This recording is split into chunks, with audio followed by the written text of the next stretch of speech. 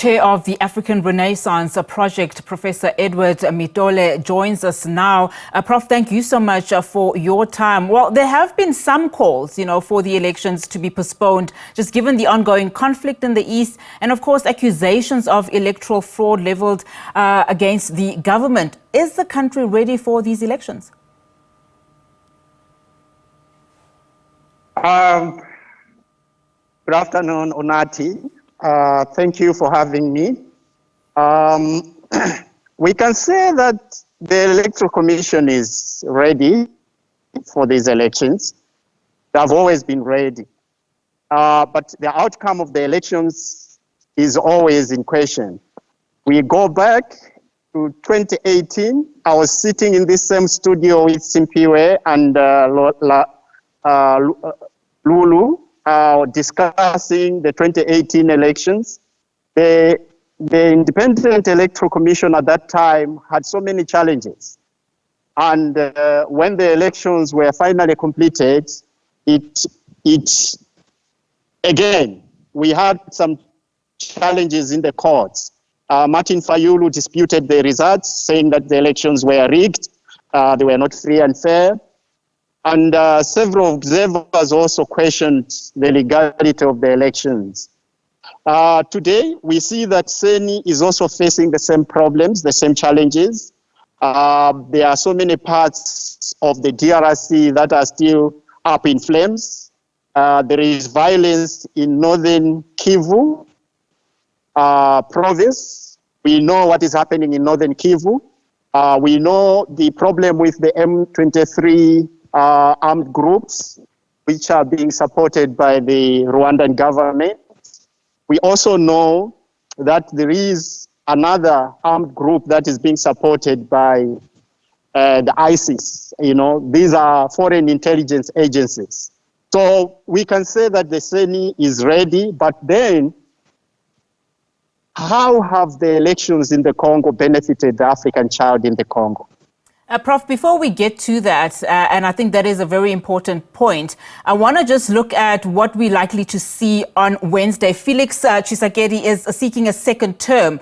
How crucial are these elections for him? And more importantly, what are his chances, with the nearly 40 million expected voters? And also, if you look at, just some of his challenges, you have there Martin Fayulu, Moise Katumbi, etc.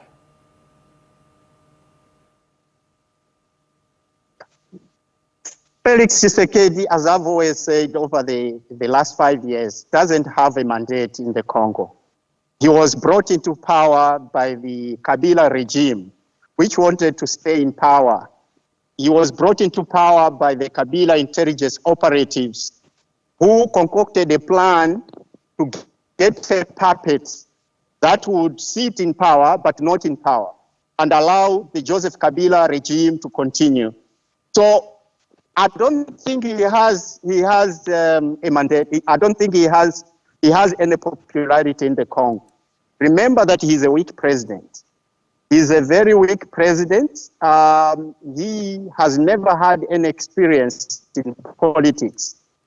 He was actually ushered into the presidency by an arrangement that was made to prevent other opposition political leaders such as Martin Fayulu and Vital Kamerhe into getting into power.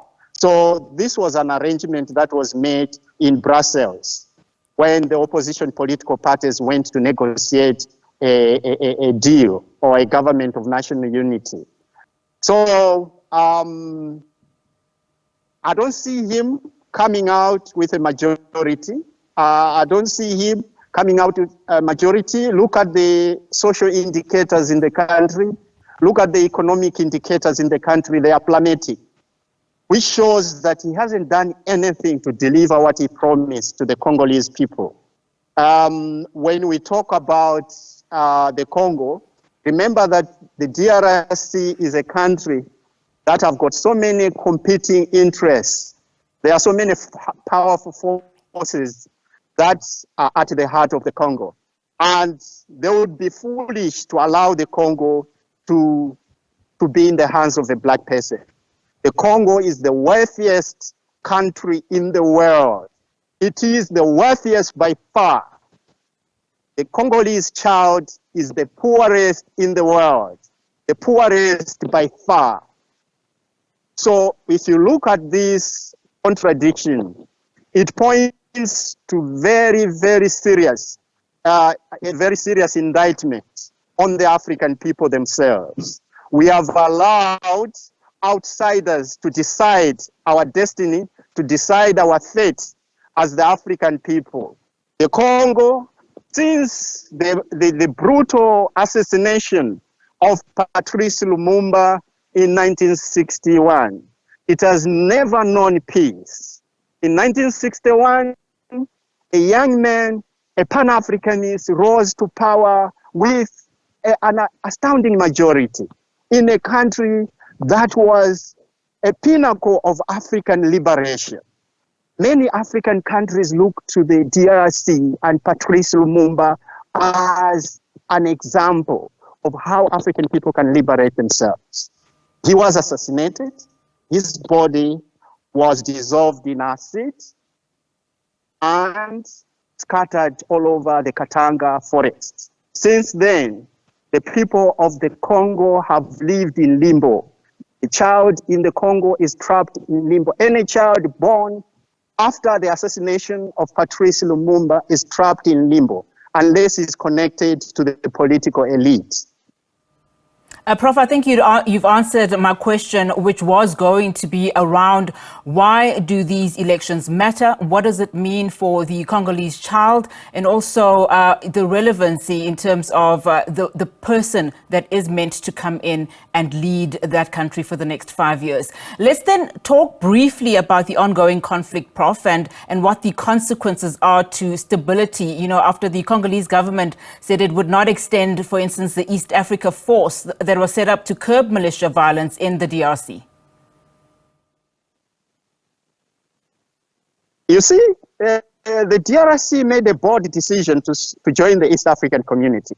It was a bold decision in a way because the East African community has been making some moves recently, moves that are very popular. And DRC joining the EAC was a move that was welcomed by many Africans.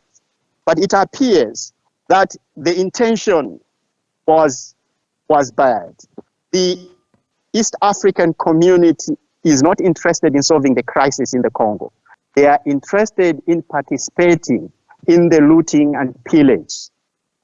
So you understand why we have so many interventions in the Congo, but the crisis still continues. It's because there are so many competing forces. Who is funding the East African community? Who is funding the M23 rebels in the Congo? Who is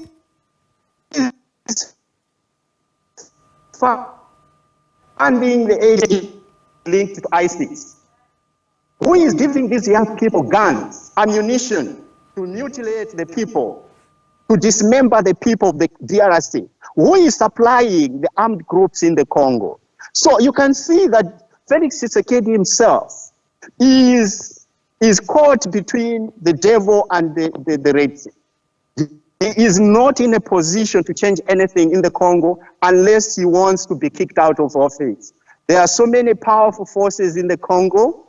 Kabila is still at the call of these powerful forces.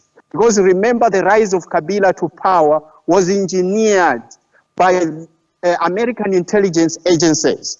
When his father was assassinated in 2001, Kabila, a young Kabila, at only 29 years old, was picked as the replacement of his father. But since then, there is nothing positive that we can talk about in the Congo. So when you talk about the EAC intervening in the Congo, there have been so many talks. In Dar es Salaam, there have been talks in Kenya, but we see that there is nothing that has changed. You see the M23 rebels are still controlling vast swaths of land in North Kivu province. We see that there are government forces that have been deployed in Northern Kivu that are repressing the armed insurgency in the region, but these government soldiers are targeting innocent civilians. They are not targeting M23 rebels. So that's the paradox, my sister Onati. We see the East African community getting interested, but who is the East African community? That's President Museveni of Uganda.